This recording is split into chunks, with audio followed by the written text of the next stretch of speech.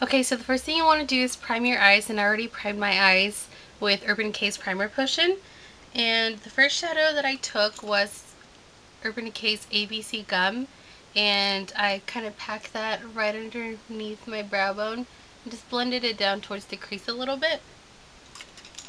Now with a fluffy blending brush, you want to take a warm soft brown color. I'm taking MAC's Soft Brown with a 224 brush, and I'm going to pop that right in my crease. So this look requires a lot of layering and a lot of blending, so just make sure you're patient while you're doing this. So I'm just putting that right in my crease like that.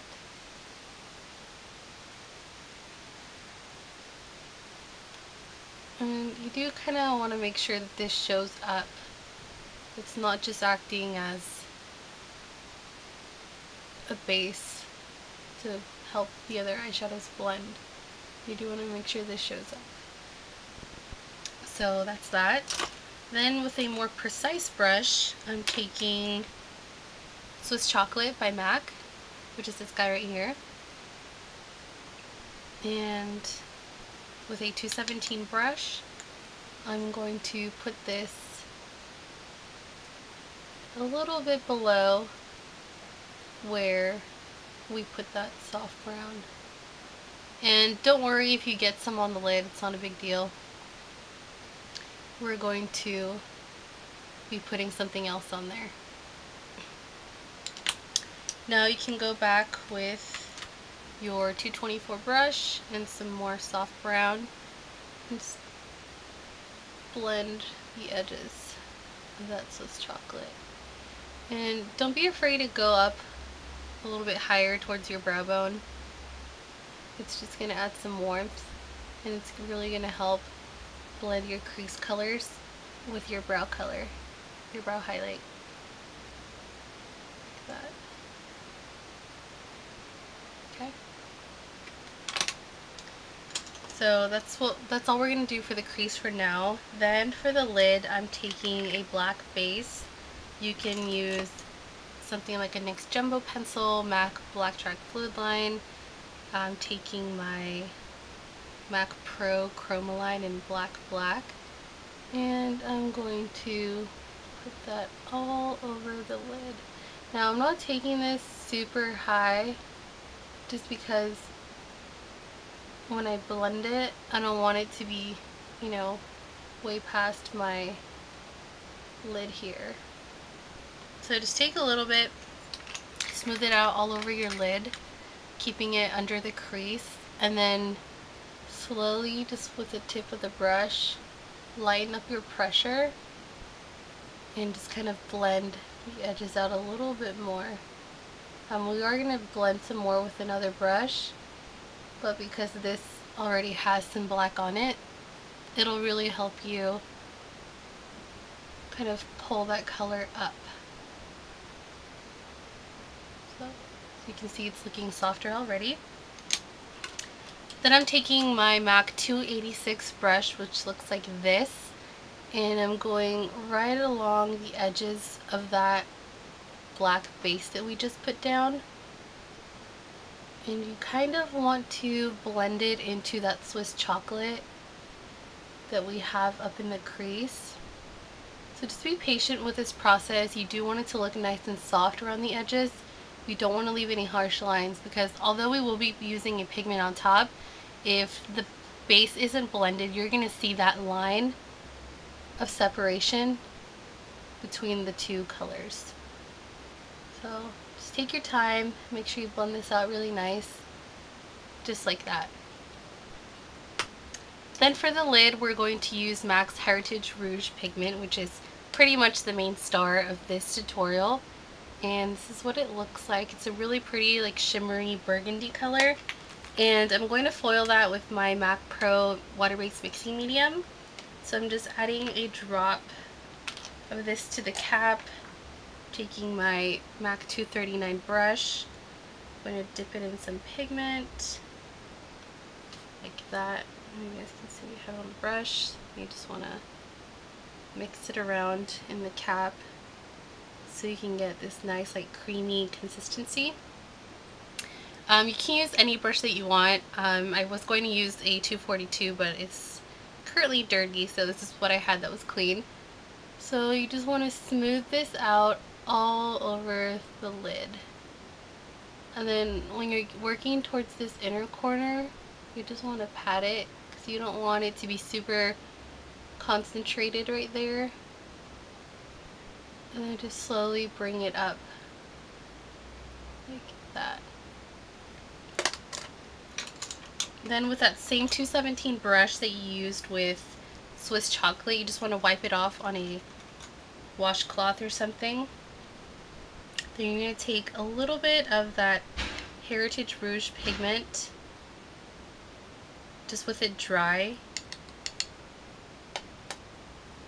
You want to go right around the edges of that wet pigment just to help blend it in to that Swiss chocolate.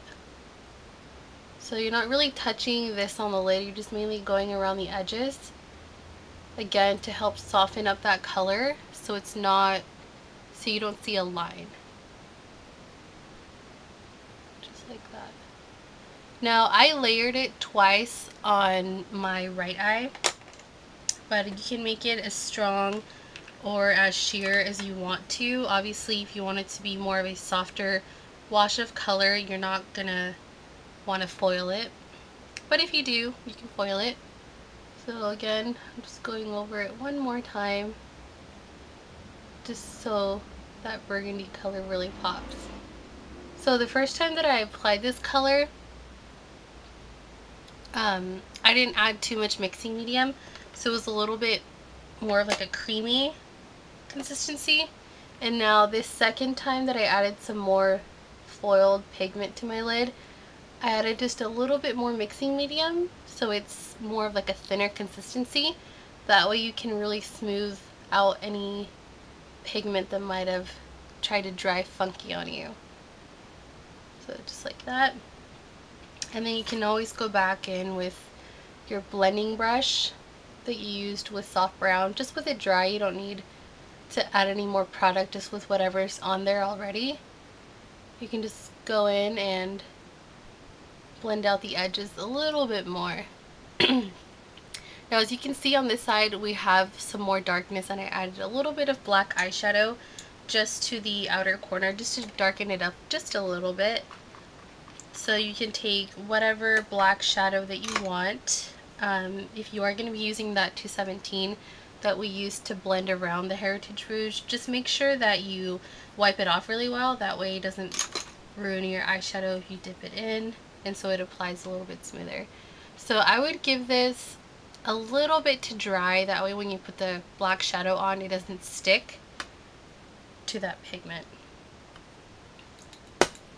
So just take a little bit just right on the tip of the brush, and then I'm just going to place this right on the outer corner like that, and then wipe off your brush really well, because you don't want to make it super dark. You just want to add a little bit of shadow right there. And you can bring it in as far as you want,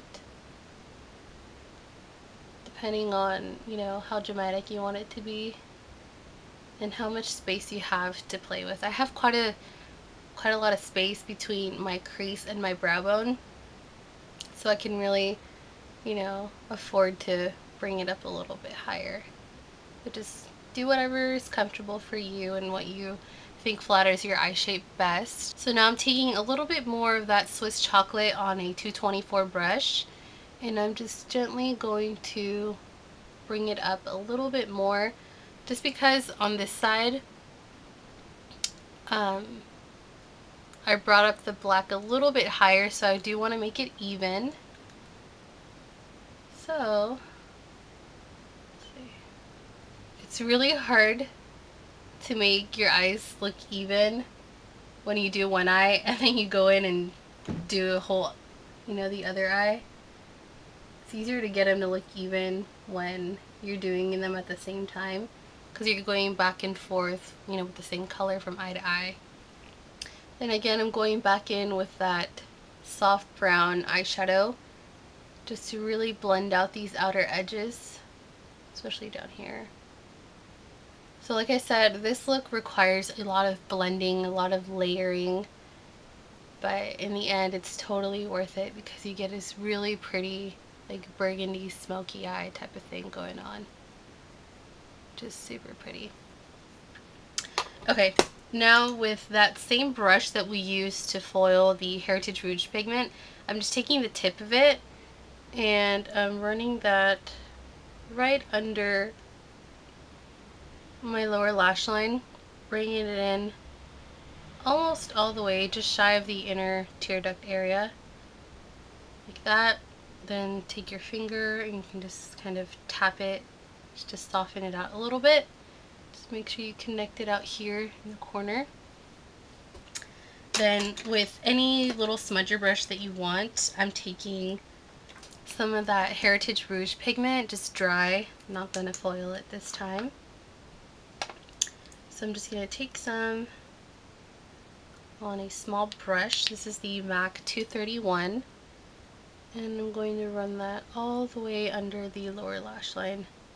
I usually don't show you guys what I do on the lower lash line just because I find it to be very optional. Some people don't like to put anything on their lower lash line, but for this look or for just any smoky eye in general, I think you really need to do a little bit on the bottom just to balance out the top and bottom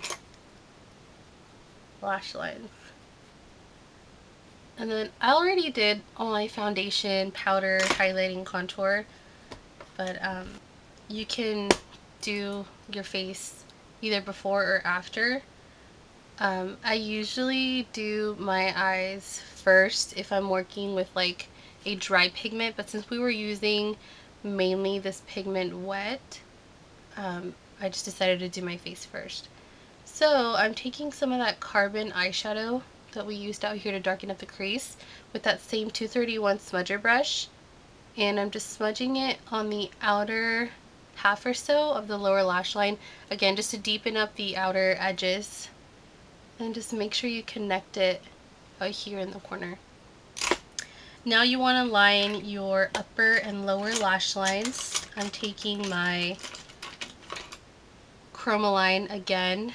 I'm just going to take it on a black pencil, just using it as a tool. So I'm dipping it in to that liner, and I'm going to just go ahead and line my lower lash line with that. And I went all the way in. It's up to you if you want to do that. I just think it looks cool and it kind of adds some drama. And then just really make sure you work it into those lashes. And then if you close your eye immediately after putting on that liner, it kind of transfers up top. So you kind of tight line without having to lift your lid and line under there, because it just feels weird in my opinion. So I'm going to finish up my liner. I'm going to add some lashes and I'll come back and show you guys how I finish up this look. Hey guys, so I finished up the look. I lined my lower lash line and my upper lash line with the black liner that I told you guys. I added some false lashes. I'm wearing the Ardell 122 lashes, and I did show that those lashes in a collective haul video, which is, you know, the makeup tutorial that I got requested to do. And I can't remember what I used to highlight that day, but today I used my Lightyear Mineralized Skin Finish just on the tops of my cheekbones. And then to kind of bronze my skin, I used my MAC Refined Golden Bronzer, and it broke, so I had to transfer it to another jar. And then for foundation today, I'm trying out a new one. I got a sample of the MAC Face and Body in C4, and I actually really like it. I think it's a really good match for my skin tone. It is like a really light coverage, kind of like a tinted moisturizer, but I like that it just really evens out my skin tone, and I think it's a really good match for me. And this is what it looks like right there. It's pretty runny, so you do need to make sure you shake it, and but you can definitely add like more, you know, a couple layers or so to give yourself some coverage. And then on my lips, I'm wearing MAC's Strip Down lip pencil, and it's a lot warmer than it shows up on camera. So I just line my lips with that, just because I feel like if you do a nude lip and you use something like super nude, it's just kind of look like you have no lips. So adding like a, you know, skin tone or something that's a little bit darker than your natural lip color, just lining your lips with something like that, it'll just kind of give your lips some definition but still keep them nude. And then for lipstick, I'm wearing my trusty MAC Freckle Tone lipstick, which I absolutely love. So if you guys ever see me wearing a nude lip in a picture or in a video, chances are I'm wearing this combination. And then for gloss, I'm wearing the MAC Dazzle Glass in Moth to Flame. And I already added some of this on, but just add a little bit more on. So yeah, that's all I'm wearing. And yeah, that's pretty much it. I hope you guys found this tutorial helpful. I hope you guys liked it.